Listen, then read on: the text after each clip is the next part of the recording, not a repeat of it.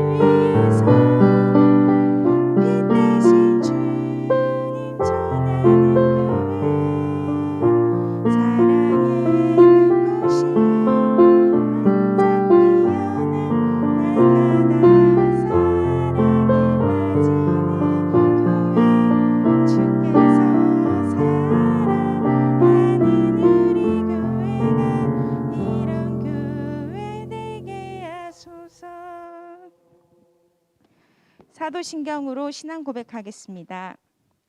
나는 전능하신 아버지 하나님 천지의 창조주를 믿습니다. 나는 그의 유일하신 아들 우리 주 예수 그리스도를 믿습니다.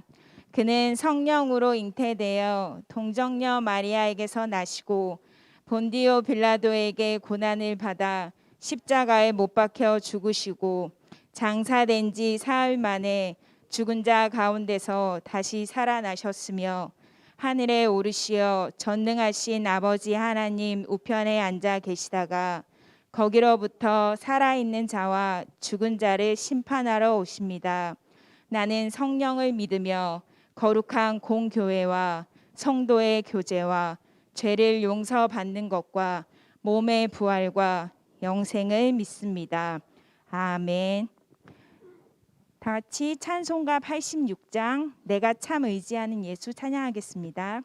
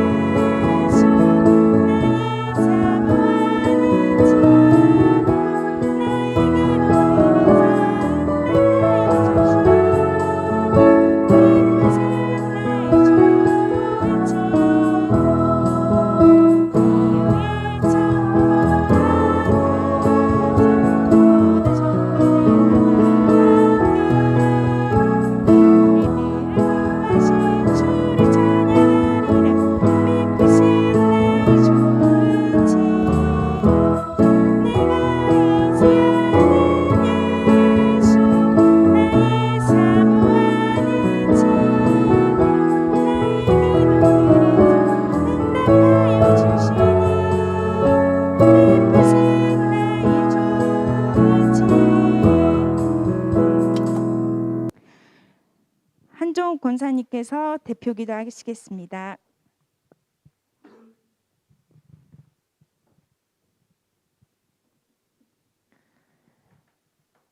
거룩하신 하나님 아버지, 함께 가는 교회 공동체가 코로나 확산 방지를 위해 예배당에 모이지 못하고 지금 각 초소에서 영상으로 예배를 드립니다. 우리 모두가 마음과 뜻을 모아 예배 드리오니 우리 예배를 받아 주옵소서. 한 번도 경험해 보지 못한 코로나 사태를 겪으면서 우리의 삶을 되돌아봅니다. 함께 모여서 하나님을 찬양하고 기도하며 말씀을 배우는 것이 얼마나 복되고 기쁜 일인지, 서로 웃고 이야기하고 먹고 마시는 성도의 교제가 즐겁고 귀한 것이었음을, 우리의 작은 일상에 대한 감사를 잊고 살았음을 깨닫게 되었습니다. 이기심과 물질과 편리주의를 지향하는 세상의 가치관을 버리지 못하고 말씀에 순종하는 일상 예배를 드리지 못하는 우리의 죄를 회개하오니 용서하여 주옵소서. 사사기를 통해 주신 말씀대로 우리가 율법적 신앙에 얽매이지 않게 하시고 말씀의 본질을 깨달아 온전히 하나님을 예배하며 주변에 힘들고 어려운 사람들을 돌보는 일상 예배를 드림으로 하나님 사랑, 이웃 사랑이 우리의 삶 가운데서 온전히 이루어져서 하나님께서 기뻐하시는 예배자로 살아갈 수 있도록 도와주옵소서. 코로나로 인한 육체적 고통과 경제적으로 고난받는 이웃들을 도와주시고 위로하여 주옵소서. 우리 모두에게 어려운 상황을 이길 힘을 주시고 늘 함께하여 주시는 성령님을 신뢰함으로 소망 가운데 인내할 수 있기를 기도합니다. 선교지에서 어려운 상황에 처한 선교사님들을 위해서 기도합니다. 안전하게 지켜주시고 선교의 길을 밝히 보이시고 인도하여 주옵소서. 함께 가는 교회의 어린이들과 청소년들이 말씀으로 잘 양육되고 믿음이 성장하도록 성령님께서 도와주옵소서. 오늘도 생명의 주인이 되시고 영원한 안식을 주시는 예수님 이름으로 기도드립니다. 아멘.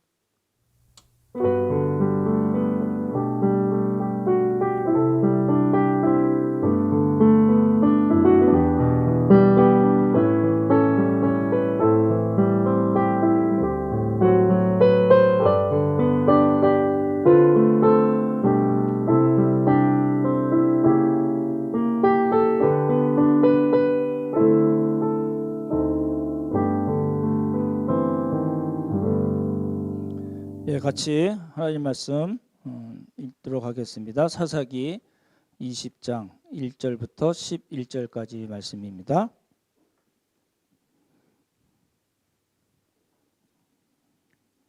가정에서도 같이 읽어주시면 좋을 것 같습니다. 우리 형제들이 한 절 읽고 자매들이 읽고 마지막 절 같이 읽도록 하겠습니다. 이에 모든 형제들 먼저 읽겠습니다. 시작. 이에 모든 이스라엘 자손이 단에서부터 브엘세바까지와 길르앗 땅에서 나와서 그 회중이 일제히 미스바에서 여호와 앞에 모였으니 온 백성의 어른 곧 이스라엘 모든 지파의 어른들은 하나님 백성의 총회에 섰고 칼을 빼는 보병은 40만 명이었으며 이스라엘 자손이 이스라엘에 올라간 것을 베냐민 자손이 들었더라. 이스라엘 자손이 이르되 이 악한 일이 어떻게 일어났는지 우리에게 말하라 하니 리 사람 그 죽임을 당한 여인의 남편이 대답하여 이르되 내가 내 첩과 더불어 베냐민에 속한 기브아에 유숙하러 갔더니 기브아 사람들이 나를 치러 일어나서 밤에 내가 묵고 있던 집을 에워싸고 나를 죽이려 하고 내 첩을 욕보여 그를 죽게 한지라. 내가 내 첩의 시체를 거두어 쪼개서 이스라엘 기업의 온 땅에 보냈나니 이는 그들이 이스라엘 중에서 음행과 망령된 일을 행하였기 때문이라. 이스라엘 자손들아 너희가 다 여기 있은즉 너희의 의견과 방책을 내지니라 하니라.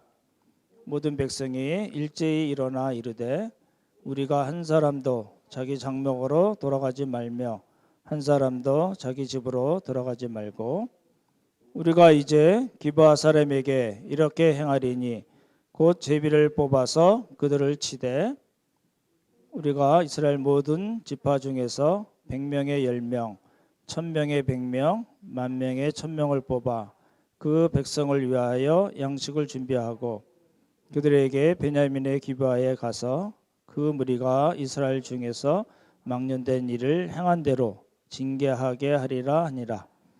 이와 같이 이스라엘 모든 사람이 하나같이 합심하여 그 성읍을 치려고 모였더라. 아멘. 예, 모두 평안하시죠?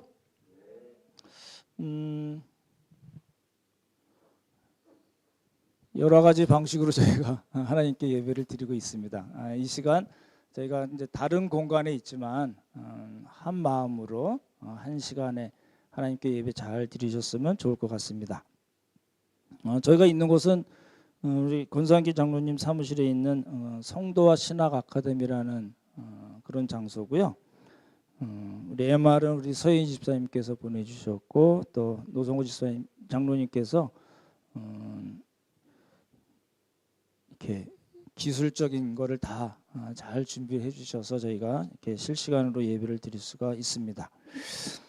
지난주에 이제 그 5번에 걸쳐서 지난주까지 19장 말씀을 드렸습니다. 배경에 대해서 말씀을 드렸고 접대 갈래, 정의 공의에 대해서 말씀을 드렸고 그다음에 셋째 주에는 접대 갈래와 율법적 신앙 그리고 지난주에는 안식년을 중심으로 해서 저희가 이제 그 율법적 신앙에 대해서 살펴봤고 오늘 5번째 시간입니다.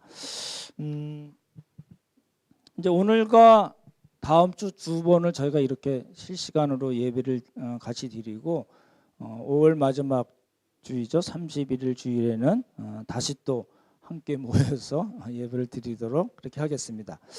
19장 내용을 잘 아시다시피 이제 어찌어찌해서 에브라임 산지 구석에 있는 레위인이 무엇을 잘못했는지 모르지만 잘못해서 나이가 어린 첩이 자기 집으로 돌아갔습니다. 그렇죠? 유대 베들레헴으로 돌아가서 이 남자가 넉 달 후에 자기 첩을 잘 달래서 이제 오는 중에 기브아라는 성에서 그죠? 베냐민 지파에 속한 기브아라는 곳에서 하룻밤을 자다가 이제 그 동네 불량배들로부터 이제 첩이 윤관을 당해서 죽는 그런 일이 일어났고 이 레인이 이제 집으로 가서 열을 받은 거겠죠? 열 받아서 그 자기 첩의 시체를 12덩이로 12토막을 내버렸습니다.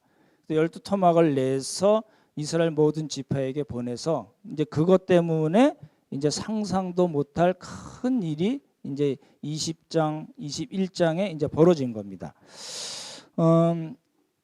이스라엘이 지금 지파가 모두 몇 개죠? 12인가요? 13인가요? 13지파죠. 그렇죠? 13지파입니다. 그 요셉 지파가 둘이잖아요. 그렇죠? 에브라임과 므낫세. 그리고 이제 땅을 나눠 줄 때는 이 레위 지파는 빠지죠. 그렇죠? 그러니까 시체를 12토막 내서 이스라엘 모든 지파에 보냈다고 그랬는데 베냐민 지파에는 안 보냈습니다. 그렇겠죠? 예. 그래서 이제 한 토막씩 받아든 이스라엘 지파들이 이제 이게 무슨 일이야? 그러고 이제 온 겁니다. 우리 1절과 2절 같이 한번 보시기 바랍니다. 1절과 2절을 같이 읽도록 하겠습니다. 찾으셨나요? 같이 읽도록 하겠습니다. 집에서도 같이 읽으시면 좋겠습니다. 시작. 이에 모든 이스라엘 자손이 단에서부터 부엘세바까지와 길라 땅에서 나와서 그 회중이 일제히 미스바에서 여호와 앞에 모였으니 온 백성의 어른 곧 이스라엘 모든 지파의 어른들은 하나님 백성의 총회에 섰고 칼을 빼는 보병은 40만 명이었으며 예. 이에라는 거는 그리하여 그런 이유로 이런 뜻이잖아요. 근데 이제 이 사람들이 어떻게 모였냐면 이제 두 가지로 볼 수가 있습니다. 일제히 모였다는 거예요. 잘 보십시오. 여기 1절에 나오는 일제히라는 말은 한 사람처럼 이란 뜻이에요. 근데 8절과 12절을 다시 보시면 한번 보실래요? 8절과 11절에 보시면 또 똑같이 무슨 말이 나오냐면 일제히 일어나. 그렇죠? 그리고 11절에 또 뭐라고 나와 있어요? 비슷한 말이 나오죠? 하나같이 합심하여. 예, 그런 뜻입니다. 그러니까 이제 지체를 받아들고 이스라엘 12지파들이 베냐민처럼 빠진 거죠. 12지파들이 다 일제히 한 마음으로 이게 뭐야? 그리고 탁 일어선 겁니다. 그래서 모인 게 어디냐면 미스바입니다. 근데 어디에서 있던 사람들이 미스바에 모이냐면 보십시오. 단에서부터 부엘세바. 이건 뭐죠? 이스라엘 전 지역을 나타내는 관용구입니다. 단은 맨 꼭대기잖아요. 지난 그 19장 때 저희가 봤잖아요. 단에서부터 어디라고요? 부엘세바. 근데 여기는 한마디가 더 붙여서 나옵니다. 뭐가 나오죠? 길르앗 땅에서 나와서. 길르앗 땅은 그 요단 동편 쪽입니다. 그러니까 단에서부터 부엘세바 길르앗이라는 것은 이스라엘 전 지역을 다 통틀어서 나타낼 때 쓰는 말입니다. 그렇죠? 그곳에서 40만 명이나 되는 사람들이 다 같이 한 마음으로 일제히 모인 겁니다. 저 어디에 모였어요? 미스바에 모였습니다. 보십시오. 미스바는 우리가 지금 문제가 터진 지역이 어느 지역이죠? 베냐민 지파의 기브아 성읍이잖아요. 그 기브아 성읍에서 북서쪽으로 5km뿐이 안 떨어진 곳입니다. 그죠? 그러니까 북서쪽 기브아에서 북서쪽으로 5km뿐이 떨어지지 않은 곳에 단에서부터 부엘세바 그리고 길앗 모든 이스라엘 지파 중에서 40만 명 칼을 빼는 군사들 40만 명이 미스바에 모였습니다. 그래서 이제 그 2절을 보시면 보시기 바랍니다. 하나님 백성의 총회에 섰고 이렇게 돼 있잖아요. 그러니까 이 많은 사람들이 모인 것을 이제 미스바에 모였다고 그래서 미스바 총회라고 표현을 하는데 이게 이제 사무엘상 7장에 나오는 우리가 여러분 잘 아시는 미스바 이야기하고는 다른 겁니다. 그래서 여기에서의 미스바 총회하고 사무엘상 7장에 나오는 사무엘을 중심으로 한 미스바 총회는 질적으로 다릅니다. 사무엘상 7장에는 이제 사무엘이 사사가 돼서 백성들에게 뭘 이야기하냐면 우상을 버려라. 그 우상을 버리라는 이야기는 뭘까요? 우상을 섬기고 있었다는 이야기잖아요. 그래서 우상을 버리라고 얘기하고 하나님께만 마음을 둬라. 하나님만을 섬겨라 라고 회개를 촉구한 겁니다. 그래서 이제 이스라엘 백성들이 다 미스바에 모여서 금식하고 회개하고 그런 바람에 이제 하나님께 은혜를 받았어요. 그래서 그 미스바의 사람들이 모였다는 걸 알고 블레셋 사람들이 쳐들어오거든요. 근데 하나님께서 도와주셔서 승리를 해요. 그래서 돌을 세워서 기념을 삼잖아요. 그걸 뭐라고 그래요? 하나님이 여기까지 우리를 도우셨다. 무슨 뜻이죠? 에베네셀이라는 말을 붙입니다. 근데 그거는 사무엘상 7장에 나오는 사무엘을 중심으로 한 미스바 총회고 지금 여기 사사기 20장에 나오는 미스바 총회는 질적으로 다른 그런 총회라는 걸 먼저 기억을 하시면 좋을 것 같습니다. 왜 그러냐면 이 미스바 총회는 뭐 때문에 모이냐면 회개하거나 금식하거나 하나님께 마음을 두고 우상을 버리고 하나님만을 섬기겠다는 그런 총회가 아니고 레윈이 자기 첩을 시체를 12토막을 내서 보내서 그 토막을 한 짝씩 받아 들고 나서 이게 뭐야 하고 해서 모임인데 이 모임은 아주 말씀을 이제 설명을 드리겠지만 아주 지극히 비정상적인 모임이고 그리고 아주 나쁜 결과를 낳게 된 그런 모임입니다. 한마디로 말씀드리면 동족 상잔의 비극을 만들어낸 그런 미스바 총회입니다. 그죠? 그러면 이제 하나님 백성의 총회, 미스바 총회, 우리 본문에는 하나님 백성의 총회라고 그랬으니까 베냐민 지파도 참석을 했을까요? 네, 베냐민 지파는 참석을 안 했습니다. 3절 한번 보십시오. 3절 상반절 보시면 같이 읽어볼까요? 읽겠습니다. 시작. 이스라엘 자손이 미스바에 올라간 것을 베냐민 자손이 들었더라. 그러니까 베냐민 자손은 참석을 안 한 거예요. 초청을 못 받은 거예요. 시체도 한 조각 받지 못한 거고요. 그렇죠? 근데 이제 베냐민 자손이 들었어요. 그러니까 이걸 봐서는 우리가 알 수 있는 게 뭐냐면 그 하나님 백성의 총회인 미스바 총회에서 이 베냐민 지파는 처음부터 어떻게 됐어요? 배제를 시킨 겁니다. 그렇죠? 이제 그걸 기억을 하시면 좋을 것 같고, 왜 그랬냐면 이스라엘 12지파 다른 12지파들이 시체를 토막을 받아들고 열 받아서 열부터 받고 이 베냐민 이 지파 이 XX들 그리고 배제를 시켜버리고 어떻게 했냐면 40만 명이나 모였어요. 칼을 빼어들고 먼저 모인 거예요. 이 순서가 좀 이상한 겁니다. 그걸 캐치하시면 좋을 것 같고, 근데 왜 그랬을까요? 왜 40만 명이나 이제 사건의 전후 좌우로 이야기를 듣지 않고 시체 토막을 받아들자마자 단에서부터 부엘세바 길르앗에서 이스라엘의 12지파 모든 지파들이 왜 미스바에 40만 명이나 칼을 빼어두고 모였을까라는 겁니다. 왜 그랬을까요? 그것도 일제히 한 마음으로. 그죠? 근데 미리 결론을 말씀드리면 그 이유는 이스라엘 지파 전체가 율법에 대해서 지식이 없었을 수가 있습니다. 많은 율법에 대한 지식이 없을 가능성은 굉장히 낮습니다. 그러면 왜 그러냐면 율법이 무엇을 말씀하시고 있는지 알면서도 율법을 무시하고 자신들의 삶의 원리로 삼지 않고, 그리고 중요한 건 뭐냐면 그렇게 되면 어떤 문제가 생기냐면 가나안에 있는 사람들이잖아요. 이제 들어온 사람들이잖아요.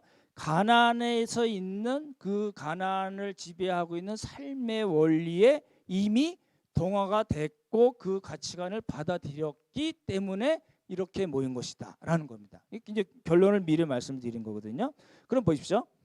가나안 사람들의 지금 가나안 땅에 살고 있는 하나님께서 다 진멸하라고 말씀하신 그 가나안 사람들의 삶의 원리, 최고의 가치관은 뭘까요? 한마디로 하면 힘입니다. 뭐라고요? 예, 힘입니다. 이제 우리도 그럴 수가 있습니다. 우리가 살고 있는 이 땅도 그럴 수가 있고, 우리가 같이 하나님의 자녀로 속해 있는 그야말로 하나님의 총회죠, 그렇죠? 교회 안에서도 그럴 수가 있습니다. 돈이 많거나 권력이 있거나 지식, 명예가 있거나 어떤 사회적인 지위가 높으면 교회에서 큰 소리 칠 수 있는 가능성이 있거든요. 그건 힘이거든요. 자본주의 사회에서의 힘이거든요. 그 힘이 하나님의 교회 공동체 안에 들어와서도 그것으로 힘을 발휘할 수 있으면 교회는 어떻게 된 거예요? 지금 우리 쉽게 표현하면 그 가나안 백성 중에 있던 이스라엘 백성들이 그 사람들의 삶의 원리 가치관에 동화되고 그것을 받아들인 것을 우리가 뭐라고, 지금 우리 교회식으로 얘기하면 뭐라고 얘기할 수 있어요? 그게 바로 세속화입니다. 그렇죠? 힘에 의해서 교회가 움직여지는, 그건 뭐예요? 그건 아주 교회가 세속화됐다는 걸 이야기하는 거거든요. 왜 제가 이 이스라엘 지파들이 그 따져 묻지도 않고 칼부터 빼어들고 40만 명이 미스바에 모였는가? 그것이 그 이유는 가나안 사람들의 그 삶의 원리, 최고의 가치관이 힘을 위주로 했다라고 말씀을 드렸냐면, 그게 사사기 1장에 나오는데 좀 길어서 설명만 드릴게요. 사사기 1장 보시면 1절부터 7절까지 어떤 이야기가 나오냐면, 이제 첫 번째 싸움이 된 거예요. 이제 여호수아 시대를 지나서 들어와서 이제 첫 번째 가나안 사람들을 정복하는 그런 첫 번째 싸움이, 사사기에 나오는 첫 번째 싸움이 있는데, 이제 유다 지파가 이제 등장하는 겁니다. 누가 올라갈까요? 그랬더니 하나님께서 유다 지파가 먼저 가. 그래서 유다 지파가 이제 가나안 족속, 브리스 족속이라고 그러는데 가나안 족속을 칩니다. 칠 때 이제 승리를 했어요. 10,000명이나 죽였어요. 그리고 이제 왕을 잡는데 아도니 베색이라는 사람을 잡습니다. 그 가나안 싸움 중에서 유다 지파가 승리를 하고 대장을 잡은 거거든요. 그 아도니 베색을 잡고 10,000명을 죽였는데 보십시오. 이 이스라엘 유다 지파가 이 아도니 베섹이라는 사람에게 어떤 일을 했냐면, 나중에 성경 보시면 아시겠지만 엄지 손가락들과, 그건 단수로 나왔는데 복수입니다. 엄지 손가락들과 엄지 발가락들을 잘라버립니다. 들어보십시오.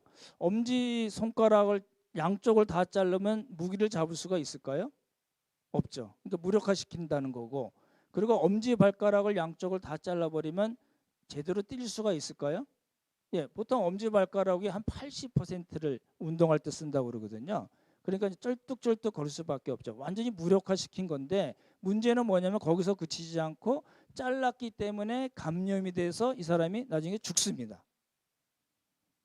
이제 그런 방법이에요. 그런 방법으로 이 아도니 베섹이라는 사람을 잔인하게 죽인 거거든요. 근데 이 아도니 베섹이, 잘 들으십시오. 이 아도니 베섹이 그 전에 70명의 왕들을 잡아서 싸우고 전쟁을 해서 왕들을 잡고선 똑같은 일을 한 거예요. 엄지발가락들과 엄지 손가락들을 잘라버렸어요. 그 아도니 베섹이 한 이야기거든요. 근데 이 아도니 베섹, 이 가나안 사람들의 삶의 원리, 최고의 가치관인 힘으로 사는 그 사람들의 가치관에서 나온 행동이 뭐냐면 엄지발가락들과 엄지손가락들을 잘라서 잔인하게 죽이는 거를 누가 따라했다고요? 예, 유다 지파가 따라한 거예요. 언제요? 사사기에 기록된 첫 번째 전쟁에서부터 그렇게 했다는 거예요. 그렇죠? 그러니까 그 얘기는 뭐냐면 이스라엘 백성들이 이미 가나안 사람들의 풍속, 그 사람들의 힘을 최고로 하는 가치관을 받아들였다는 증명입니다.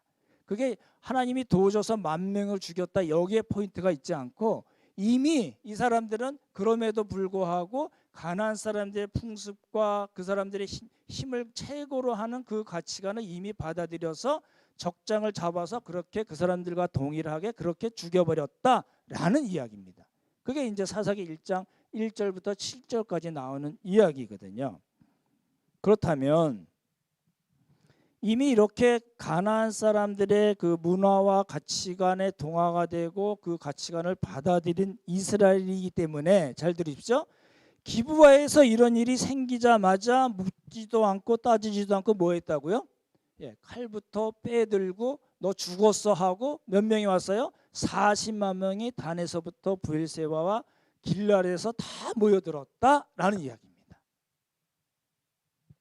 잘 이해가 됐으면 좋겠습니다. 보십시오. 그러면 사사기 저자는 이렇게 기록을 하면서 지금 이 사사기를 읽는 독자들에게 무엇을 묻는 겁니다. 그렇죠? 첫 번째 독자들이 있었고, 우리 같이 이렇게 성경책으로 다 완성이 된 하나님의 계시를 읽는 우리들에게 무언가를 묻는 겁니다. 뭘 묻냐면 이 사람들이 도대체 왜 그랬을까요? 라는 걸 묻는 겁니다. 그걸 먼저 기억하시면 좋을 것 같습니다. 근데 이렇게 때로 모였어요. 때로 모여서 이제 레인에게 묻습니다. 이제 사건의 당사자잖아요. 그래서 레인에게 묻습니다. 3절 보십시오. 3절 같이 읽을까요? 시작. 이스라엘 자손이 이르되 이 악한 일이, 아닌가요? 예. 죄송합니다.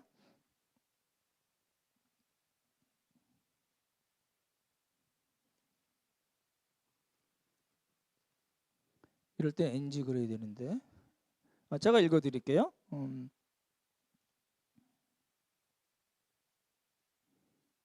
20장 3절 맞습니다. 20장 3절 제가 읽어드리겠습니다.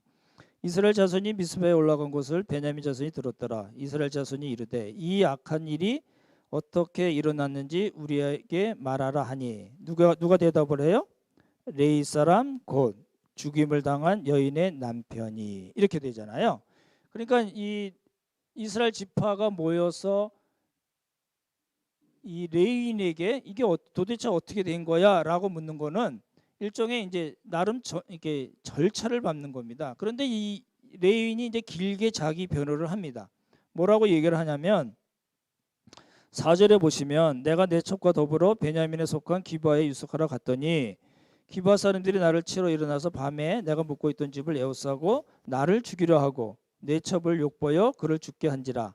내가 내 첩의 시체를 거두어 쪼개서 이스라엘 기업의 온 땅에 보냈나니 이는 그들이 이스라엘 중에서 음행과 망령된 일을 행하였기 때문이라. 이렇게 얘기하는 거예요. 보십시오. 그러면 이 사람, 이 레인에는 지금 말에는 잘 살펴보시면 어떤 문제가 있는데 어떤 문제가 있을까요? 이 사람 제가 지난번에 말씀드렸듯이 접대 관례와 율법적 신앙의 전형입니다. 그렇죠? 말씀을 드린 거고, 그리고 이 사람이 한 말 중에 맞는 말이 있습니다. 5절 보시면 기브아에 있는 불량배들이 내 첩을 욕보이고 죽게 했다. 그건 맞는 이야기고, 근데 이제 사실과 다르거나 말하지 않은 게 있습니다. 왜냐하면 이제 첫 번째 보시면 자신이 왜 그 첩과 함께 기브아 성읍에서 하룻밤을 자게 됐는가는 이야기하지 않습니다. 그렇죠? 그건 개인적인 거라 해서 그럴 수 있다 하더라도 5절 보시면 5절 한번 같이 보실래요?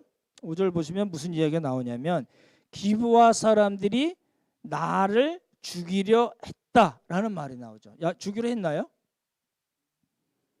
예, 죽이려는 게 목적이 아니고 동성애가 목적이었거든요. 그러니까 조금 과장돼서 이야기한 말이고, 그 다음에 여기 보시면 기브아 사람들이라고 되어 있는데 이 기브아 사람들이라는 거는 원어로 기브아 사람, 그 불량배들을 의미하는 것이 아니라 기브아 성읍의 지도자들이란 뜻입니다. 그러니까 기브아 성읍의 유지들, 기브아 성읍의 지도자들 이렇게 되어 있어요. 그러니까 이 사람이 말을 좀 이상하게 한 겁니다. 그러니까 잘 보십시오. 지금 이 레인이 말을 조금 바꿔서 하면서 타겟으로 잡았던 건 누구예요? 예, 기브아 사람들인데 기브아 사람이긴 하지만 자기 첩을 욕보이고 죽게 한 불량배가 아니고 누구예요? 예, 기브아 성읍 사람의 지도자들이라는 겁니다. 이제 그렇게 우리 성경 번역이 안 돼 있기 때문에 그렇긴 한데, 그래서 이 사람의 타겟은 뭐냐면 기브아 성읍의 지도자들이고 그 기브아 성읍 전체라는 겁니다. 이제 이 얘기가 그렇게 된 거고, 이 사람이 얘기 안 한 게 또 있습니다. 간단하게 말씀드리면 일이 일어났을 때 자기 첩을 붙들어 가지고 불량배에게 내준 거는 이야기하지 않았습니다. 그렇잖아요. 그리고 첩이 윤관을 당하고 있을 때 이 사람이 어떤 행동을 했나요? 아무것도 안 했어요. 밖에 나가면 안 되지, 큰일 나지. 그리고 집에서 그냥 디비 잤습니다. 그렇죠? 그리고 또 뭐가 문제가 있어요? 아침에 일찍 일어나서 아무 일도 없었다는 듯이 집으로 가려고 한 거예요. 그러니까 이 레인의 입장에서 이 첩은 어떤 사람인가요? 자기의 성적 욕망을 채워주는 하나의 도구일 뿐이라는 거예요. 그러면서도 이 망령된 일을 너희들이 봤지? 이렇게 망령된 일을 그냥 가만두면 되겠어? 라고 이야기하고 있는 겁니다. 그렇죠? 7절 보십시오. 그래서 이 사람이 뭐라고 얘기하냐면, 제가 읽어드릴게요. 7절 같이 읽을까요? 시작. 이스라엘 자손들아, 너희가 다 여기 있은즉 너희의 의견과 방책을 낼지니라 하니라. 이게 내가 이렇게 당했는데 당신들 가만두면 안 되지, 저것들 가만두면 안 되잖아 라고 충동질을 하는 겁니다. 이간질을 하는 겁니다. 그렇죠? 근데 이제 말이 잘못됐고 하지 않은 말도 있고 사람들을 충동질한 것도 있지만, 더 중요한 심각한 문제는 뭐냐면 이 사람이 레위인이 첩의 시체를 토막을 낸 것에 대해서는, 잘 들으십시오. 이 레인이 자기 첩을, 그 시체가 된 자기 첩의 시체를 잘라버리고 토막을 내서 보냈잖아요. 근데 그 사실에 대해서는 이 레인도 한마디 하지도 않고, 그렇게 많이 모여든 40만 명이나 모여든 이스라엘 지파도 그 시체를 자른 것에 대해서는 한마디도 없습니다. 보시면 너 왜 그 시체를 그렇게 잘라버렸어? 이렇게 얘기하지 않았습니다. 그렇잖아요. 그게 무슨 얘기냐면 이제 고대 근동 지방에는 이런 시체 훼손은 있을 수가 없는 일입니다. 우리나라 마찬가지잖아요. 그렇죠? 하나님의 율법 규정에도 시체를 이렇게 토막을 내면 뭐 죽인다든지 뭐 목을 잘라버린다든지 어떻게 하든지라는 그런 규정조차도 없는 짓을 한 겁니다. 이게 이제 그런 거잖아요. 이제 우리는 이제 법치주의 국가잖아요. 법에 없는 거를 법에 법조항에 없는 거를 한 것에 대해서는 처벌을 받나요, 안 받나요? 안 받죠? 그렇잖아요? 근데 지금 하나님의 율법은 그게 아니고 율법의 핵심이 있는 거거든요. 하나님께서 그렇게 표현하신 것은 그것을 잘 보면은 하나님의 마음이 보이는 것이고 당연히 하나님의 언약 백성으로 어떻게 해야 할 건가를 말씀하시는 그거거든요. 그러니까 일반 법하고 동일하게 보시면 안 됩니다. 시체 자른 것에 대해서 아무 이야기하지 않은 것은 하나님하고 관계 없는 거 이런 얘기가 아니고 그런 짓은 율법에서 하나님께서 말씀하신 것을 훨씬 더 넘는 극악한 짓이다라는 뜻입니다. 근데 거기에 대해서는 레위인도 그렇고 이스라엘 지파도 한마디도 하지 않고 사건이 흘러가는 겁니다. 그걸 놓치시면 안 되리라고 생각이 되고 보십시오. 그럼 이제 또 뭐가 문제냐 보십시오. 레위인도 그 시체 훼손에 대해서 레위인도 그랬고 이스라엘 지파도 그랬고 보십시오. 1절 2절에 1절 2절 2절에 특별히 이제 반복돼서 나오는 말이 있잖아요. 한번 보실래요? 20장 2절 우리 한번 같이 읽어보겠습니다. 같이 읽겠습니다. 시작. 온 백성의 어른 곧 이스라엘 모든 지파의 어른들은 하나님 백성의 총회에 섰고 칼을 빼는 보병은 40만 명이었으며 반복되는 말이 뭐죠? 예, 어른이라는 뜻입니다. 보십시오. 이스라엘 장로들을 의미할 수 있겠죠. 그러니까 이스라엘의 모든 지파의 어른들도 너 그거 왜 잘랐어? 시체 왜 잘랐어? 이야기하지 않았다는 거예요. 그리고 나중에 보시면 나오겠지만 그때 대제사장이 비느하스였거든요. 비느하스였는데 이 비느하스조차 한마디도 하지 않았습니다. 아무 말도 안 나옵니다. 그러니까 이제 그런 거예요. 이렇게 이제 보셔야 됩니다. 레인도 그랬고 이스라엘 모든 지파 사람들도 그랬고 지파의 어른들도 그랬고 대제사장인 비느하스도 그랬고 이 문제에 대해서 제대로 된 대답을 놓지 못한 거거든요. 특별히 시체 훼손에 대해서는 아무 이야기가 없었어요. 그러니까 뭐냐면 한두 사람도 아니고 한두 지파도 아니고 12지파 모두가 미쳐서 돌아갔다는 거예요. 도대체 이유가 뭐냐는 거예요. 우리가 오늘 보려는 게 그겁니다.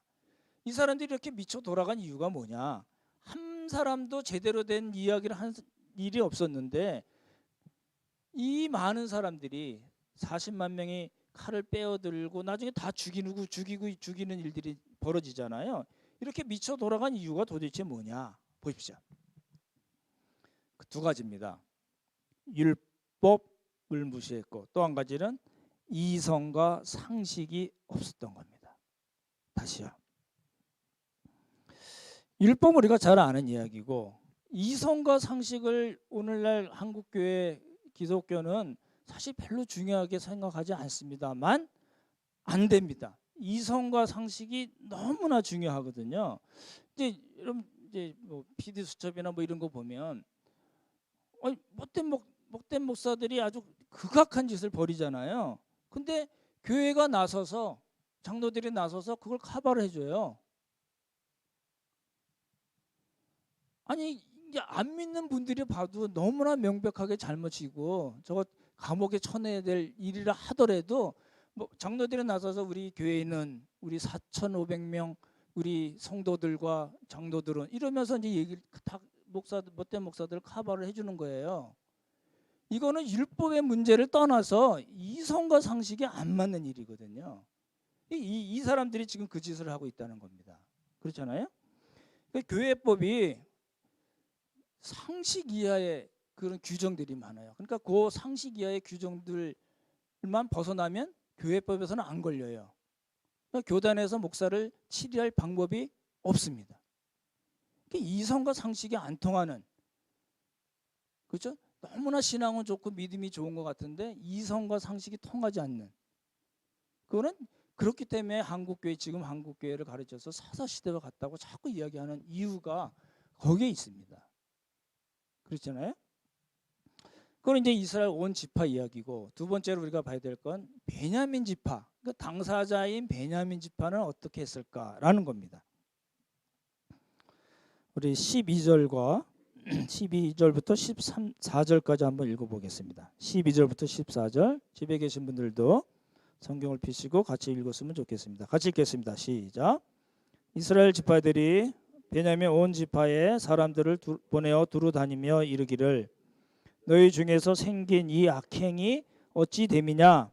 그런즉 이제 기브아 사람들 곧 그 불량배들을 우리에게 넘겨주어서 우리가 그들을 죽여 이스라엘 중에서 악을 제거하여 버리게 하라 하나 베냐민 자손은 그들의 형제 이스라엘 자손의 말을 듣지 아니하고 도리어 성읍들로부터 기브아에 모이고 나가서 이스라엘 자손과 싸우고자 하니라.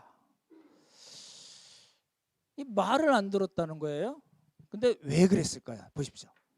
베냐민 지파는 왜 그렇게 대제사장까지 갖고 오고 나중에 이제 법궤도 오거든요. 이제 종교 시스템이 다 온 거예요. 다 오고 그 40만 명이나 되는 사람들이 다 칼을 빼들고 모여서 야, 너 딴 건 얘기 안 할게. 그 불량배들만 내놔. 우리가 죽게 내놔. 이랬더니 이 사람들이 뭐라고 그래요? 말을 안 들은 거예요. 근데 조심해 보시면 누가 더 나쁜 놈인가요? 이스라엘 지파가 나쁜 놈들인가요? 베냐민 지파가 나쁜 놈들인가요? 우리가 얼핏 보면 이 베냐민 지파에 문제가 있어 보입니다.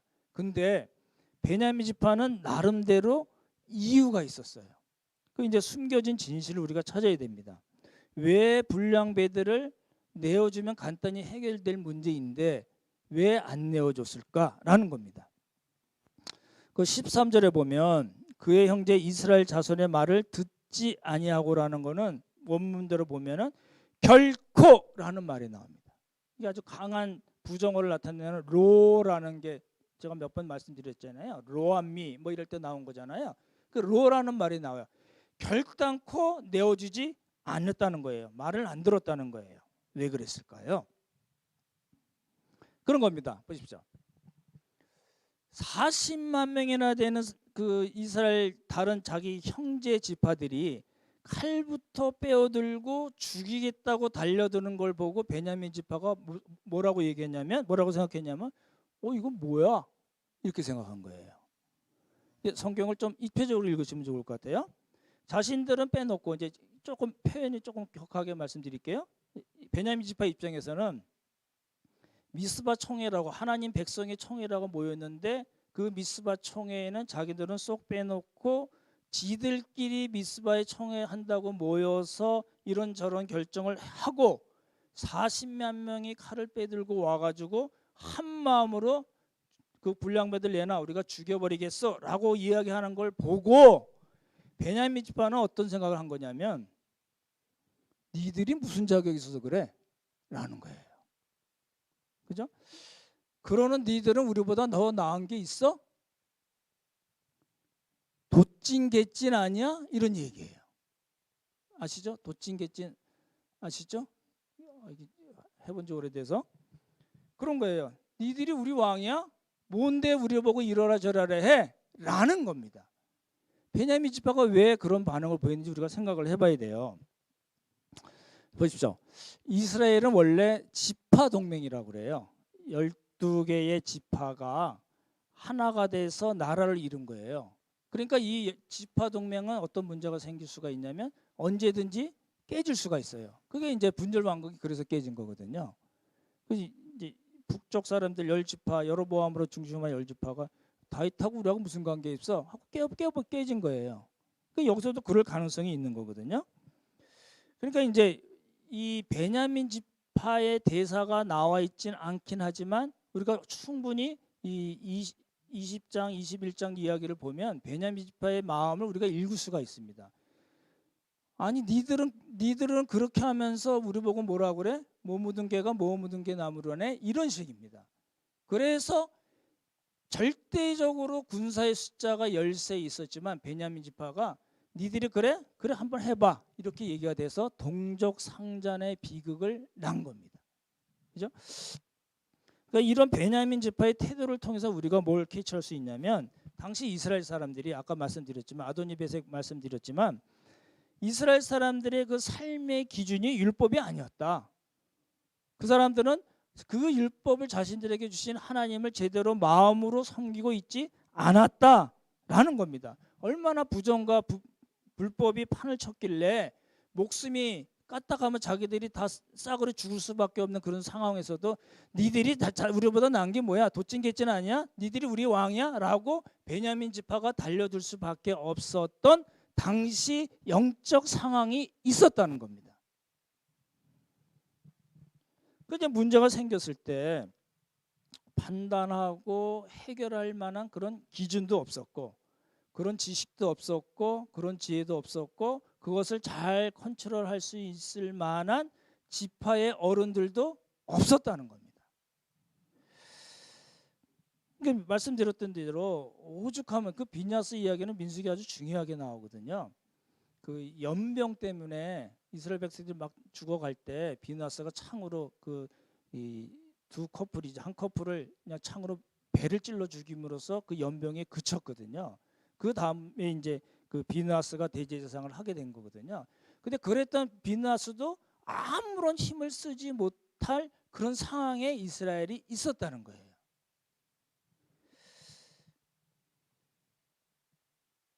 한번 여쭤볼게요. 제가 오늘 이 말씀을 보면서 우리 한국 교회에는 어른이 있나라는 생각이 들었어요. 여러분 어떠신가요? 한국 교회 어른 하면 누가 딱 떠오르시나요? 지금 이제 생존하 계신 분 중에 한국교회 어떤 문제가 생겼을 때 그분이 그 어르신이나 어르신들이 예를 들어서 뭐 1인 시위를 한다든지 무슨 성명을 발표한다든지 해서 이렇게 교회가 한국교회가 이렇게 어지럽고 어느 교회에서 문제가 생겼는데 정말 예수님의 사랑으로 이렇게 권면합니다. 이렇게 해주시면 좋겠습니다. 얘기했을 때 교회들이 문제가 생긴 교회들이 들을 만한 그런 어른이 있나요?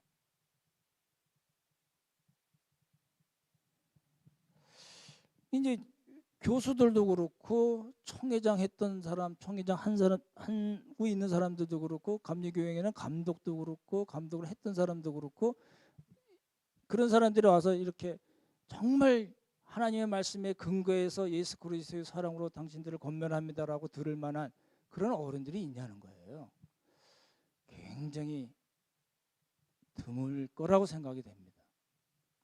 그래서 이 일이 지금 아까 보셨듯이 그 어른이란 말이 2절에 두 번이나 반복됐음에도 불구하고 그리고 대제사장 비느하스도 왔음에도 불구하고 이상한 쪽으로 아주 이 스토리가 전개되는 그거는 왜 그러냐면 하나님의 율법을 무시하는 것도 있었고 이성과 상식이 없었던 것도 있었고 그리고 어른이 없었다는 겁니다.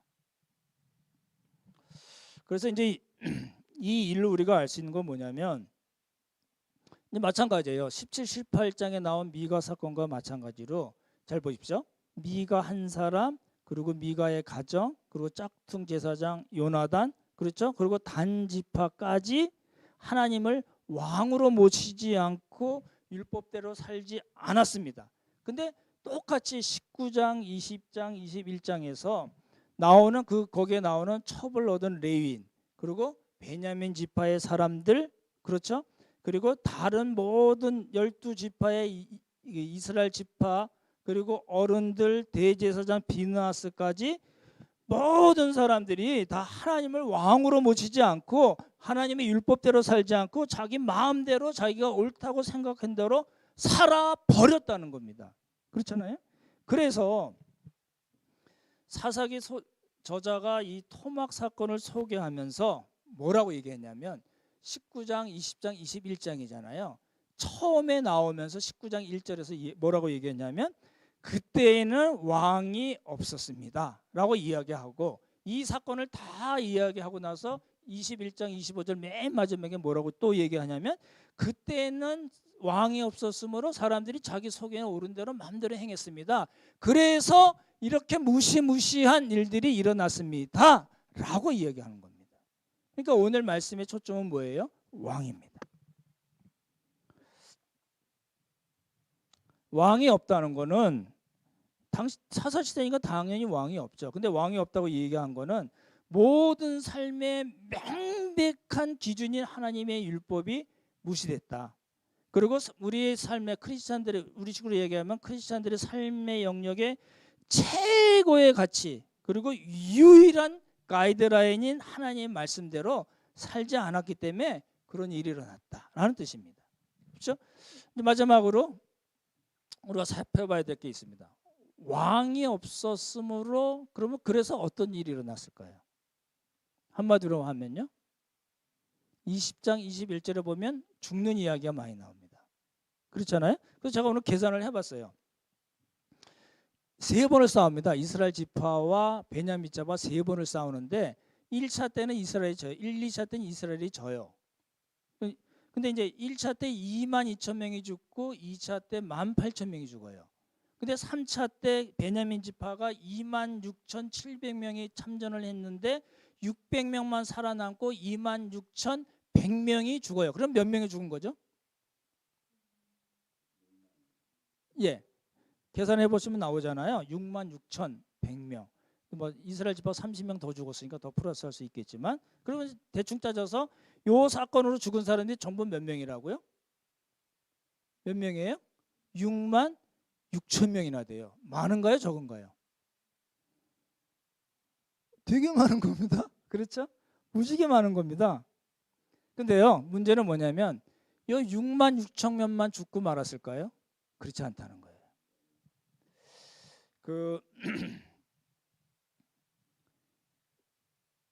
베냐민 지파가 땅으로 분배받을 때 12성읍, 14성읍, 그러니까 26개의 성읍을 받았어요.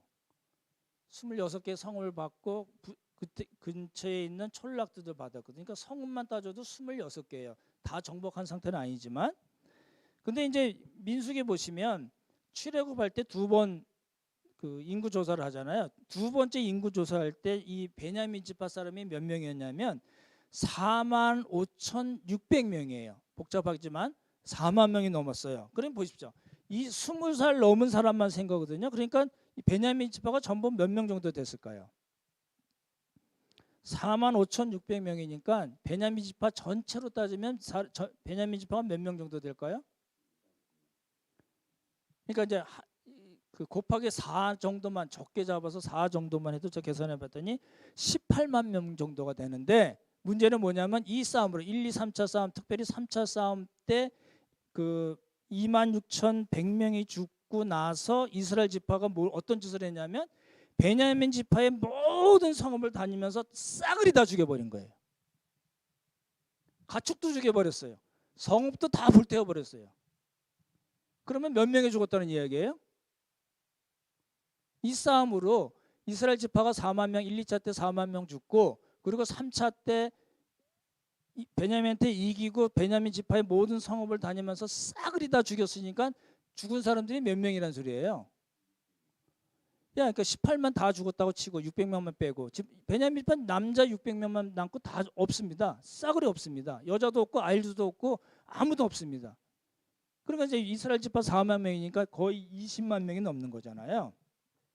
근데 또 뭘 했냐면요, 이 미스바 청에 아까 모였다 그러는데 이 미스바 청에 모이지 않은 사람들이 있으세요.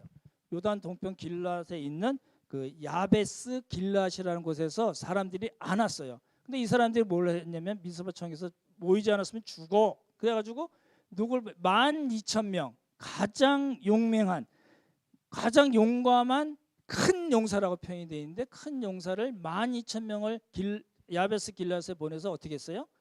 싸그리 다 죽인 거예요. 싸그리 다 죽고 베냐민 지파가 600명뿐이 안 남았으니까 젊은 처녀 400명만 붙잡아갖고 온 거예요. 그러니까 이 사건으로 몇 명이 죽고 어떤 일이 벌어졌어요? 이 결과가 뭔가요? 그러니까 20만, 제 계산은 한 24만 명 되는데 20만 명에서 25만 명, 더 많을 수도 있지만 더 적지는 않을 겁니다. 이렇게 많은 사람들이 어떻게 했어요? 다 죽었다는 거예요. 뭐 때문에요? 왕이 없어서 그런 거예요. 왕이 없어서 이스라엘 역사상 전무후무한 단 한 번밖에 없는 이런 무시무시한 일들이 일어났다. 어때서요? 왕이 없어서요.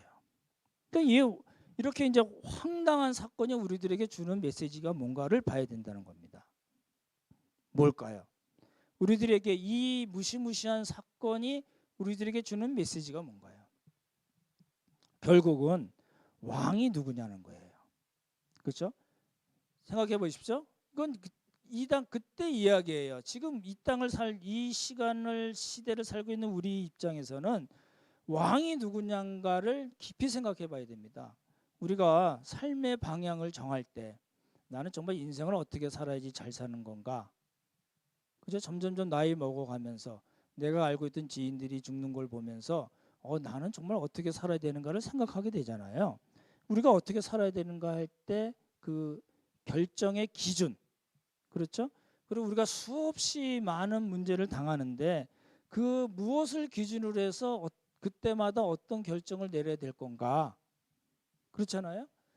하나님께서 우리의 삶과 사역에 정말 최고의 권위를 갖고 계신가?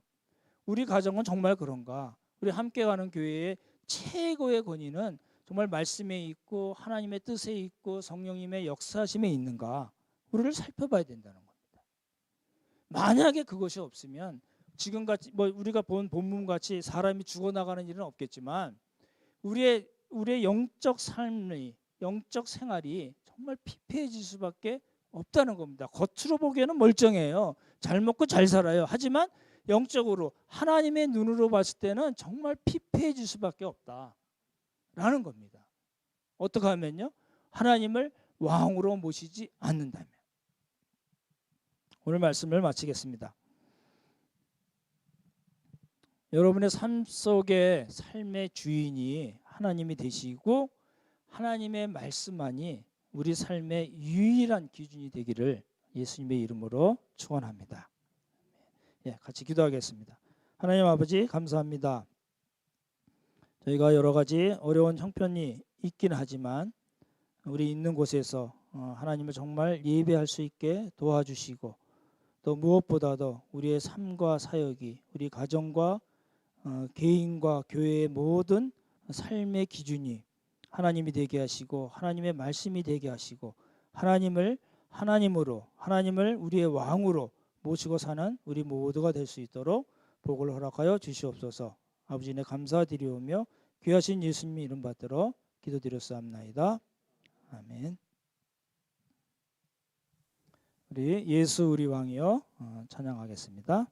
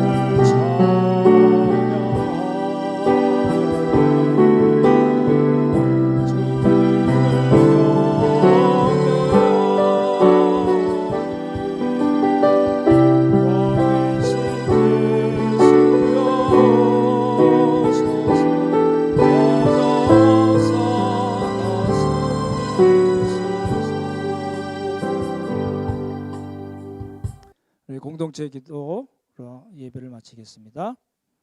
참 좋으신 하나님 아버지, 우리는 오늘 하나님을 왕으로 모시지 참지 않은 사람들의 이야기를 살펴보았습니다. 우리 역시 하나님을 하나님으로 섬기지 않고 그 말씀에 순종하지 않는다면 이러한 사람들과 다르지 않음을 알게 하시고 우리의 삶에서 하나님을 하나님으로 모시도록 역사하여 주옵소서. 한 주간 살면서 하나님을 하나님으로 모시는 삶을 살겠습니다. 하나님 아버지, 우리를 도와주옵소서. 예수님의 이름으로 기도합니다. 아멘.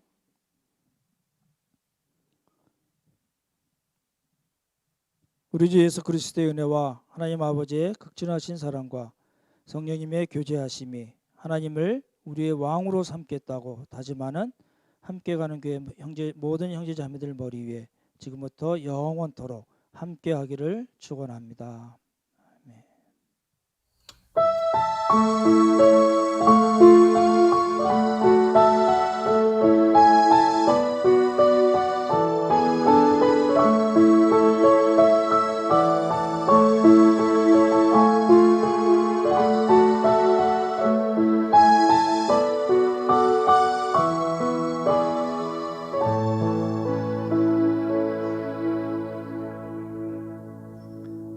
이것으로 오늘 예배를 마치겠습니다. 모두 다 평안한 한 주가 되시기를 바랍니다. 샬롬.